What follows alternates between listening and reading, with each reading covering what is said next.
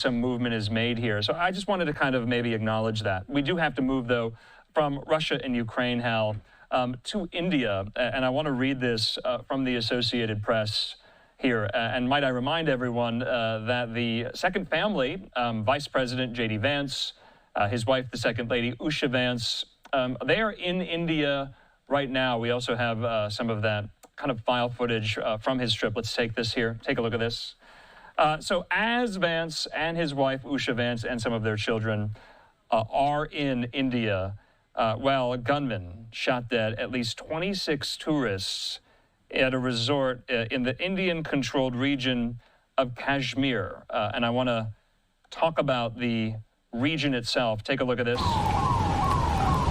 All right, so this is what we know.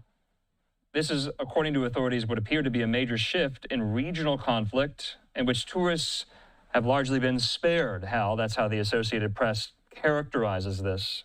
Police describe the incident as a terror attack.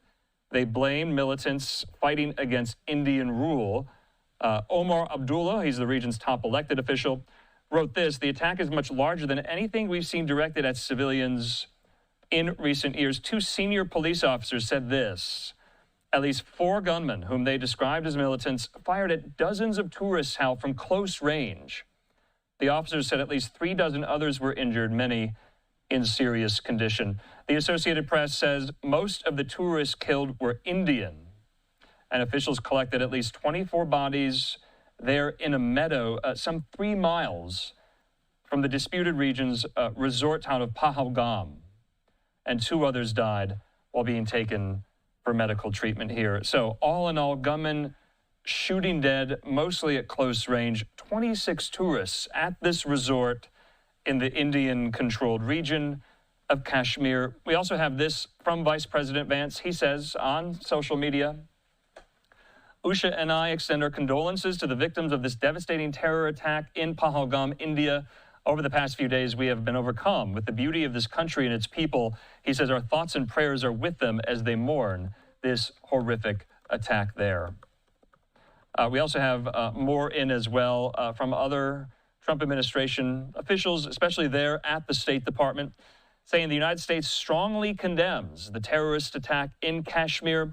Nothing can justify such a heinous act, killing tourists and civilians, saying our thoughts are with those who have lost their loved ones, and we continue to monitor the situation and call for perpetrators to be held accountable there. Secretary Rubio saying the United States stands with India. And President Trump on Truth Social today saying deeply disturbing news out of Kashmir. The United States stands strong with India against terrorism. We pray for the souls of those lost and for the recovery of the injured. Prime Minister Modi and the incredible people of India have our full support and deepest sympathies. So, Hal, we have to get into, and briefly if we could, I know it's very complicated, what went on there? Who is this group that Indian officials are describing as terrorists? And from what I understand, from what I've read, they don't go after tourists and civilians. They did, though, in this attack. Generally speaking, the groups, and this goes back way back when, but that area is primarily Muslim, but it's part of India during the big split with Pakistan. The Muslim states mostly went to Pakistan. The Hindu states stayed with India. This was a rare exception. The Maharaja there was Hindu. He stayed with India. All right. That laid up these groups that you see. This one, the Kashmir Resistance Front, is a breakoff of another group called Lashkar-e-Taiba. These were called separatist groups, if you will, Islamic extremist groups.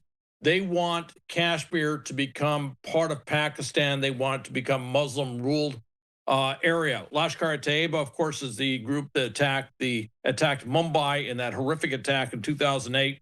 But this group, which is relatively new, it's only been around since 2019, has been doing a series of smaller attacks, where they kill 1 or 2 people, they do a smaller attack.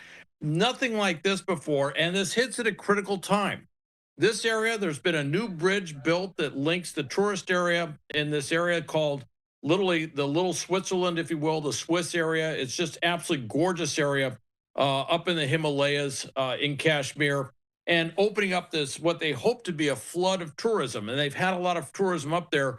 And they're right. Tourists have not been really targets. Of course, before this, there weren't that many total tourists. So they're mostly aiming at government facilities, things like that.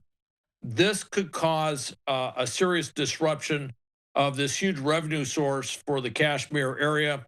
This could reignite some of the stuff that we saw, say, 15, 20 years ago in terms of what's going on there. So everybody's looking at this very closely. And of course, what this group is backed. Traditionally, this group is always, these groups have been backed by Pakistan. So even though it looks like a terrorist group, it's a terrorist group with a nuclear-powered backer, Pakistan.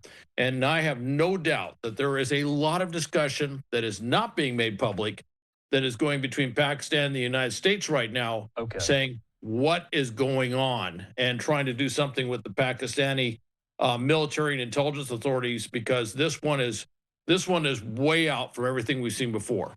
All right, Hal Kemper, we're going to have to leave it at that. We do appreciate your insight into all these hotspots around the world, and we'll talk soon. Okay, thank you, Andrew. All right, in the meantime here, we're going to take our final commercial break of the hour, though we did learn Prime Minister of India, Narendra Modi, he cut short his 2-day trip to Saudi Arabia. He returned to New Delhi early Wednesday morning there in India. He also posted this message on X just today saying, "I strongly condemn the terror attack in Pahalgam, Jammu and Kashmir. Condolences to those who have lost their loved ones. I pray that the injured recover at the earliest. All possible assistance is being provided to those affected." So wanted to make sure we got that in. Let's take our final commercial break of this hour. We are nearing the top of the next hour, and it's about going to do it for my lifetime up here. But we have a preview in store of what to expect for some of our coverage in the next few hours. We also have some updates on President Trump's foreign